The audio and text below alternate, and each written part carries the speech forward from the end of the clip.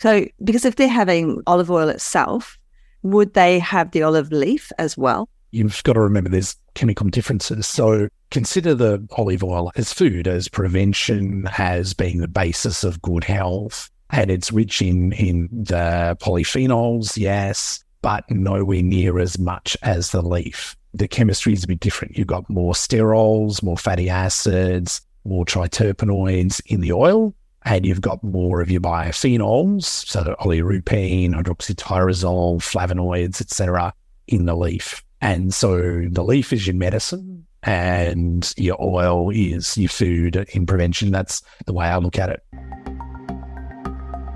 Mentoring with Geraldine is a bite-sized practitioner podcast for naturopaths, nutritionists, herbalists, coaches, and practitioners. This podcast responds directly to the needs of you, the practicing natural therapist. We have interviews during the holiday season and business and mindset support each week, so you'll get the variety you need to enjoy and stay motivated in your practice. Don't forget to subscribe to receive the weekly episodes. And if you want to connect with me, always check the show notes, because that's where you'll find the links to book appointments and, of course, to join the Academy, the membership group, where there's constant connection and community with like-minded practitioners. Now, let's get started.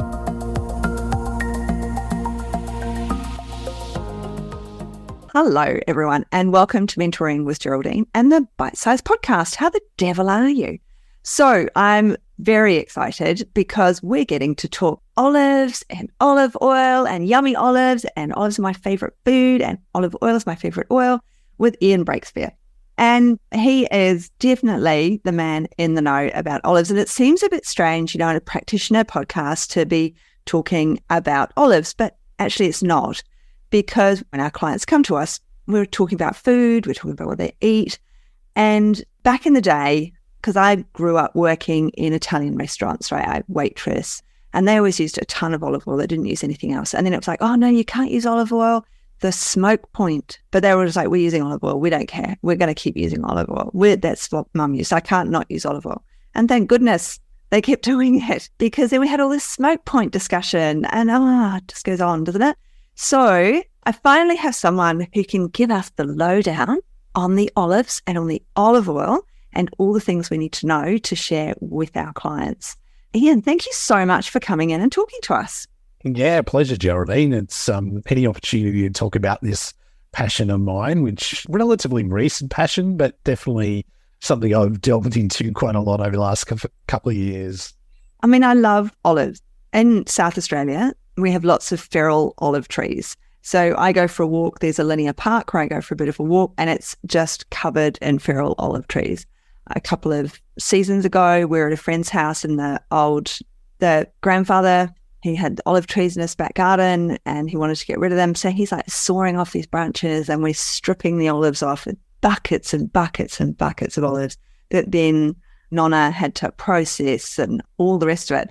But there's different qualities, different types. And do tell us, what sort of olive should we be eating? Is there any difference between the extra virgin and the light, the dark? Yeah, great question. So I think broadly speaking, we obviously have to consider first the olives as table olives to eat.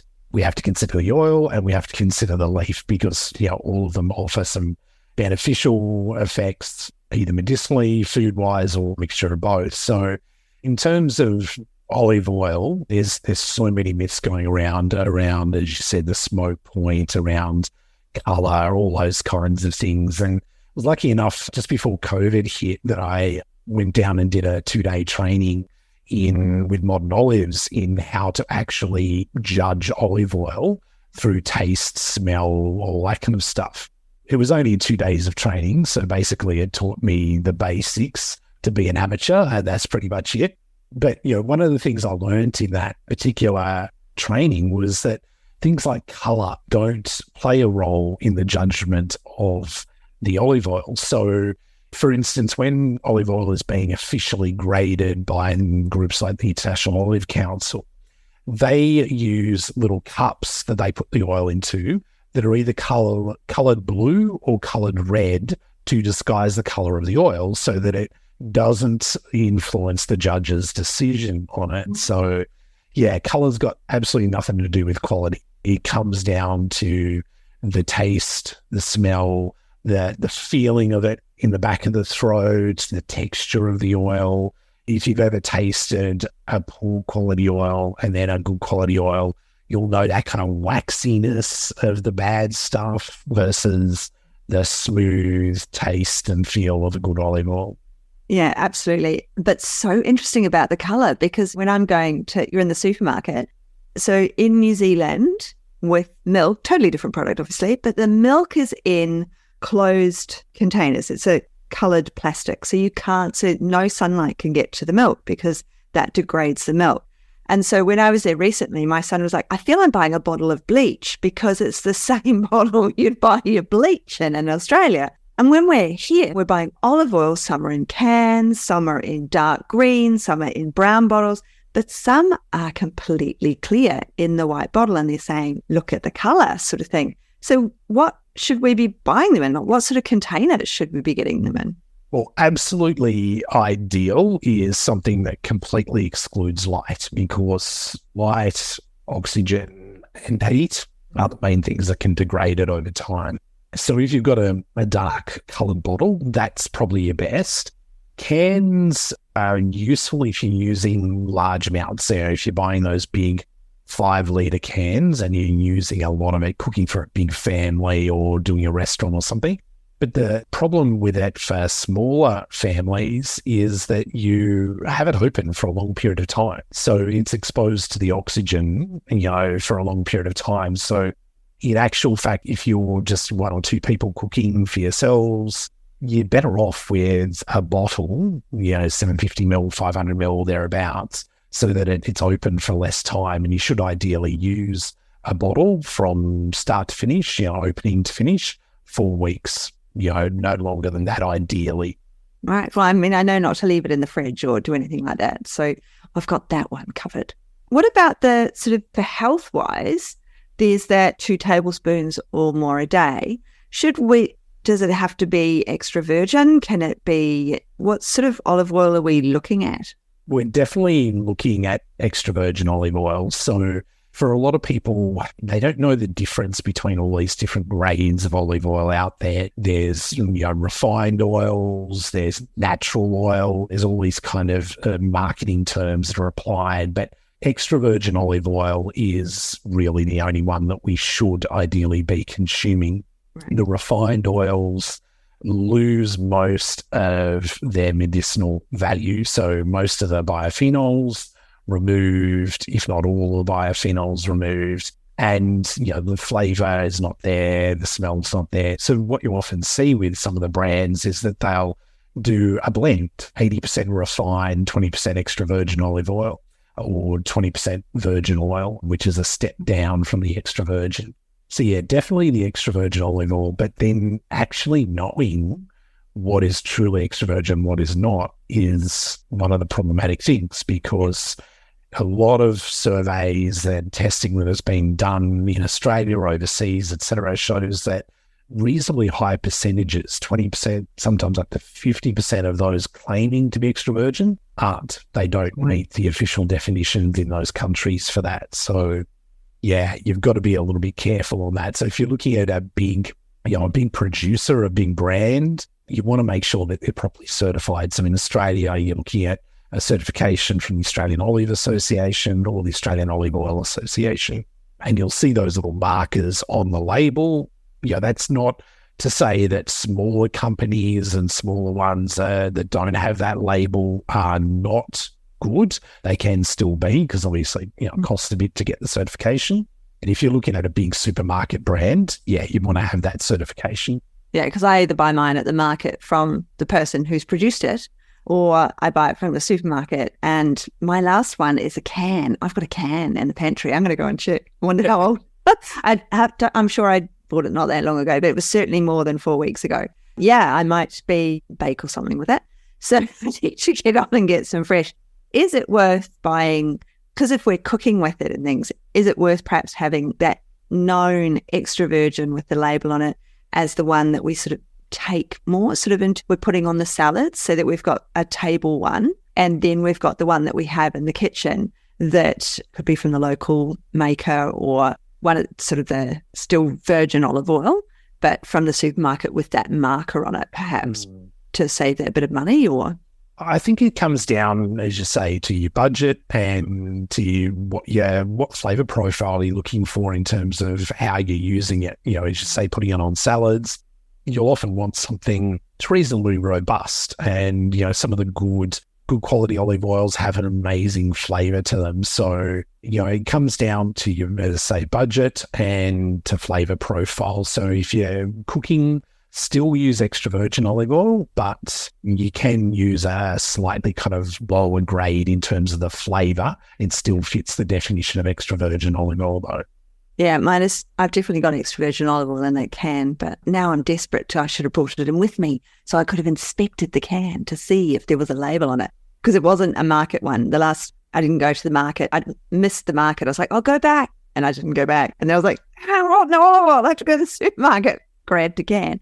But yes, won't be doing that anymore. So we're getting our olive oil hopefully into our clients. So getting in 2 tablespoons a day, I mean, we can put it on the food. Once it's cooked, has it still got all that goodness of that needed 2 tablespoons? It contributes to it. So obviously, ideally, you know, you're not cooking with all of your olive oil. So if your whole 2 tablespoon intake for the day comes from frying with olive oil, not so ideal. But there is this myth that we can't cook with olive oil.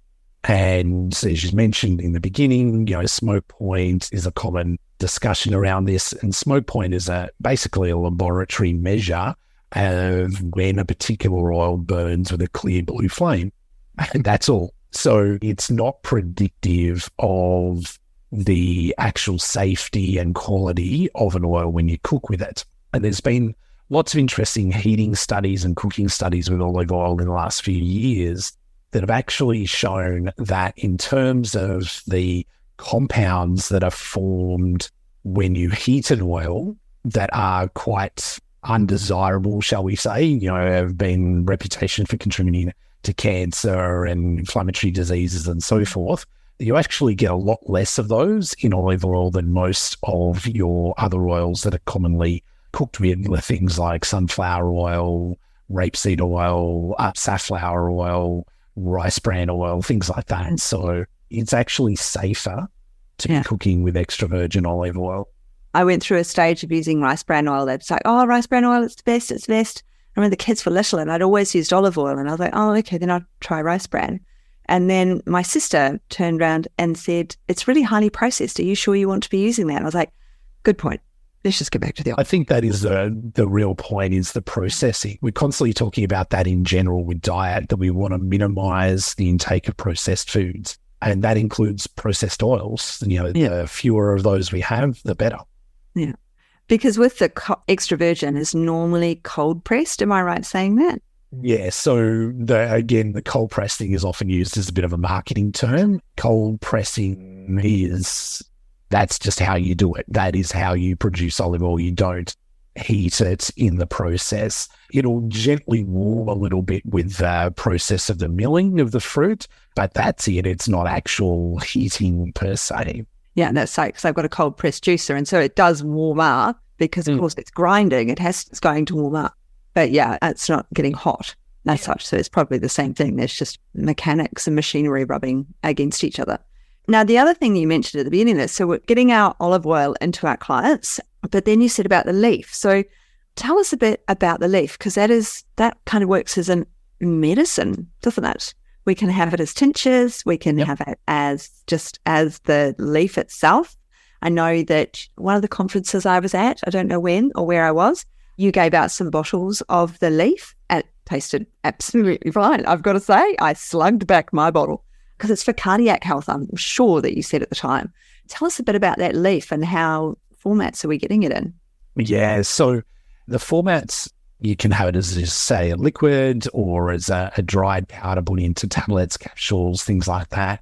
You can even have it as a tea, but obviously as a tea, it's a little bit harder to measure out and compare the quantity that you're getting of the active chemicals to the clinical trials that have been done. But in terms of effect, yeah, cardiovascular and immune and infectious diseases are the kind of the two broad areas that olive leaf is useful for. And yeah, historically, the immune and infectious disease aspect was how it was kind of originally used. So Daniel Hanbury, who was a British botanist and pharmacognosist in the 19th century, he published, I think it was in 1854, in a British pharmaceutical journal about the use of olive leaf by colleagues in Spain and so forth for things like malaria and other types of tropical fevers and so forth. And that's really how it got kind of popularized coming out of the Spanish use there, from Spanish physicians going through the rest of Europe into the UK.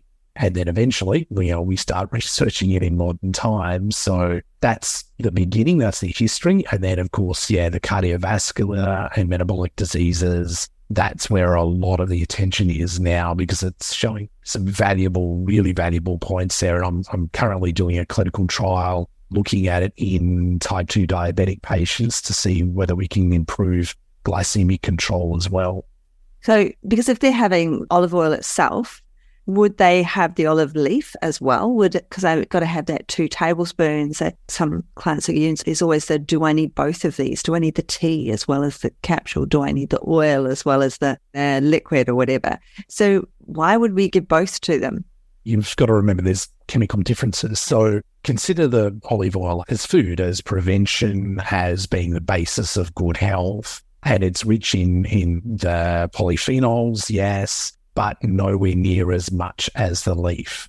So the chemistry is a bit different. You've got more sterols, more fatty acids, more triterpenoids in the oil, and you've got more of your biophenols, so oleuropein, hydroxytyrosol, flavonoids, etc., in the leaf. And so the leaf is your medicine and your oil is your food in prevention. That's the way I look at it.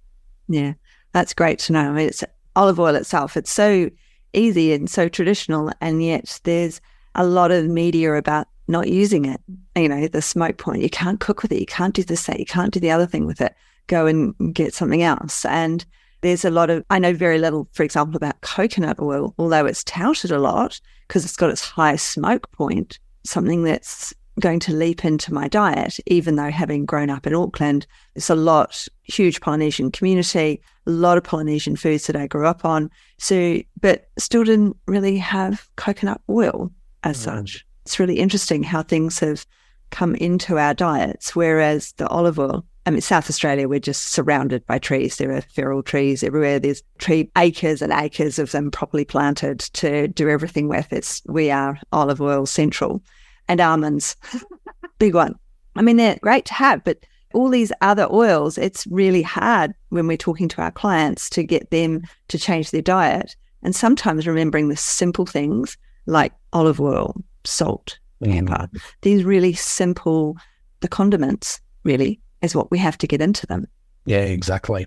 And I think also remembering too that, for some patients, things like olive oil, they're not accustomed to using on a regular basis. So there's a barrier that we need to work through there. But also for some patients, the cost, these refined oils that are commonly available in the supermarket, they're exceedingly inexpensive. So we've got to ensure that the good quality oil, good quality extra virgin olive oil is accessible financially. And one of the advantages we've got in Australia is we can grow olive trees and produce good quality oil, which means paying for the transportation from overseas, worried about the storage and the degradation that can occur over that time frame. So we can actually get some really good quality oil compared to, for instance, in the UK, where it's going to be 3-5 times the cost a lot of the time. Got a patient in the UK at the moment where, just trying to organise for them to get good quality extra virgin olive oil has been a little bit of a challenge. Right. You wouldn't think about it. It seems so normal. And when I think now back to when I was living in Cardiff, there were I was in halls of residence with lots of Greeks doing their Masters of Nursing.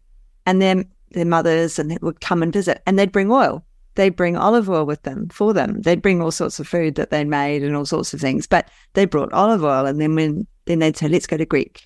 church on Sunday. I'm like, oh, I'm not really into that. They're like, no, they'll feed us. The students. They're very good at feeding people. I remember that. But there would be the olive oil, and they would, of course, ship it to themselves. And I never even thought about it. It was just like, I lived there for years and years. But of course, I was going through I have to use this oil, it's better for me. I have to use this oil, it's better for me, because I just didn't know. And of course, there wasn't, as much research coming out and as many people touting and getting us to understand that olive oil is the oil we should be using. So, well, I've got lots to think about, and we've got some, and as practitioners, we have to remember to really nut down with our clients to some of the basics that they're doing, and that does include the olive oil, those condiments that they're having. I've got 1 second to tell my story of when I was a student. I said to the client, I said, what do you have for lunch? I said something about salad for lunch. Anyway, so she said she has tomato, pickle, and lettuce for her lunch. And I said, oh, could you put vinegar and olive oil on that? And then she said, oh, okay. And then I saw her the next time, and I looked through my notes. So I said, how did you go putting your olive oil and extra virgin, so your olive oil and apple cider vinegar on your salad? And she said, I did try, but it just made the burger bun really mushy. She was describing a burger that she got from the Golden Arches every day for her lunch. And I hadn't really understood and asked the question well enough. And so now I am considerably more particular about how I ask very diary information. Yeah, it's amazing those little clinical lessons that we all get through.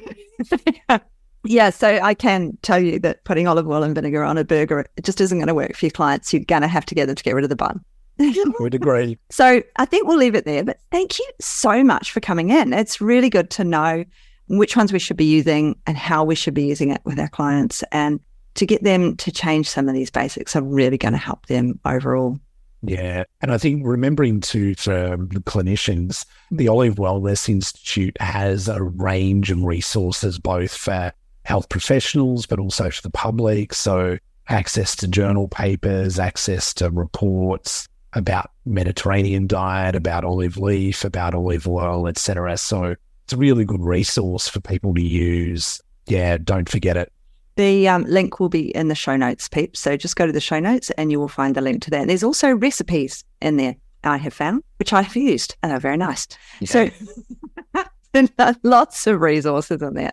Have you got anything else? Have we missed anything when you wanted to share? The only thing I'd like to share is something that came up from Leandro, who heads up Cobram, and he gave me a tip to combine my two favorite things in the universe, which is chocolate and olive oil. And as it turns out, if you dip some, even just average quality dark chocolate in extra virgin olive oil, just dip a piece in extra virgin olive oil and taste it, it's so super smooth and almost like a milk chocolate.